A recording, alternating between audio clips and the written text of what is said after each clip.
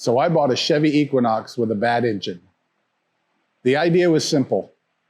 Buy it cheap, fix it myself, sell it for a profit. But a project like this can seem like a good idea at first until you run into the cost of repairs, unexpected problems, and the time that it takes to do the work.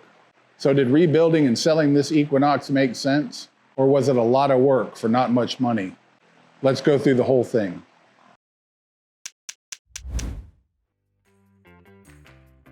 This particular project was a 2015 Equinox that I bought at an auction site. The idea was to buy it cheap, fix it myself, and sell it for a profit. When I first looked at this Equinox, the basic idea made sense. It was still a fairly modern vehicle, it looked presentable, and vehicles like this are useful to a lot of people. It was the kind of vehicle someone might buy as a daily driver, a family vehicle, or transportation for a new driver or student. The problem, of course, was the engine. I paid $475 for this Equinox. After the auction fees, transport, taxes, and everything else to get it home, I had approximately $1,000 invested before I even turned a wrench. That's something that's easy to underestimate with an auction vehicle. The winning bid's not your final cost. The fees can add up quickly, and the vehicle may still need to be transported home. Once I got the Equinox to the shop, I started trying to figure out exactly what it was that I bought. I knew it had an engine problem, but just how serious the problem was, well, we were about to find out. The engine wouldn't start. At least it turned over, but it sounded like it had no compression at all.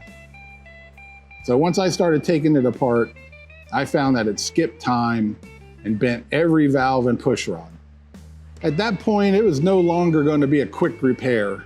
The engine needed a major rebuild, and that included new valves, push rods, rockers, lifters, and even pistons and rings, and of course all the gaskets that go along with that job. I did all the labor myself.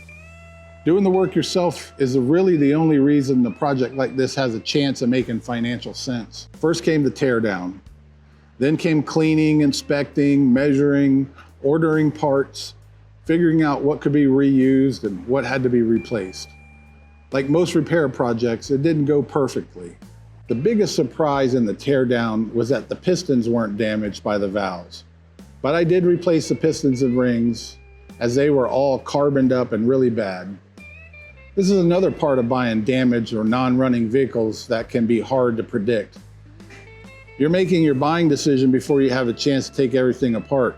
Sometimes you get lucky, sometimes you discover the problem's worse than the auction listing suggested. Eventually I had it all back together, and the time finally was here to find out if everything worked, and this was actually worth it.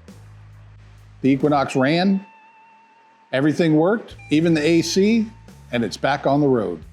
After the rebuild, I put a few miles on the car to make sure that everything was okay before I tried to sell it. Before selling it, I gave it a good cleaning inside and out, made sure all the light bulbs worked, all the little things, and everything was fine. At that point, the Equinox was no longer a broken auction vehicle. It was a running, driving vehicle that someone could actually use. And that's where the project finally had some value. I advertised the Equinox for $4,200. It took about a week to find a buyer. In the end, I sold it for $3,800. But the sale price by itself doesn't tell us whether this was a successful project. To figure that out, we need to take a look at the actual numbers. Here's what I had invested. The Equinox itself, including the auction fees and the cost of getting it to the shop, was approximately $1,000. Parts for the engine, the small repairs, fluids, supplies, the battery, everything else I spent was about $1,550. Now I also registered it so I could get a tag and drive it on the road, but decided to put it up for sale and drive it while it was up for sale. That cost me $450. That brought my total investment to about $3,000. I sold the vehicle for $3,800. That left me with a profit of about $800. But there's still one more number that matters: my time. I estimate that I spent approximately 25 hours working on the Equinox. That means my profit worked out to roughly $32 an hour. So was the Equinox worth it? I'd say not really. I did make $800, and that's real money. It could cover bills, go towards my retirement, tools for the shop, a lot of things. It also tied up a lot of my money.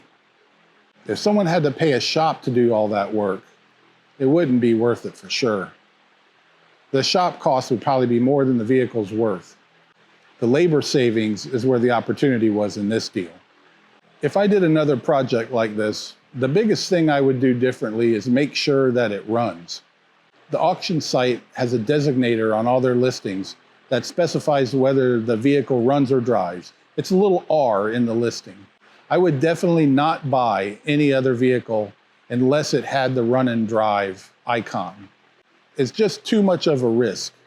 You don't know if it's something simple like a sensor or, in the case of the Equinox, a major engine problem. The biggest lesson learned in this Equinox project is that the price really matters, the buying price. I got this car cheap enough that there was room to still make a profit even after major repairs. If I had gotten lucky and it was something simple and I only had to spend a couple $100, well, my profit would have been a whole lot better. This is proof that a cheap vehicle can get really expensive in a hurry. Could repairing and reselling vehicles get me closer to retirement? Probably, but it's not something you're going to do every day, and it takes money to do this. You have to have enough money to buy the vehicle, and you have to have enough money to make the repairs. And in the case of this Equinox, if I had only, say, a couple $100 budgeted for repairs, I would have been stuck. But so can this type of project help remove one work day from your work week and get you closer to retirement? Sure, it's money earned, but it's not something you're going to be able to do every day unless you have a lot of money set aside. But that's what this channel's about, trying to find realistic side projects that can replace one workday and eventually all of your work days, and you can retire. So based on the time, money, and effort to do this job, is it something you would do? Have you ever bought a vehicle and turned it into a much bigger project than you expected? Let me know in the comments. This is One Less Workday. Can I earn my way to retirement and stop punching the clock? That's what I'm trying to find out.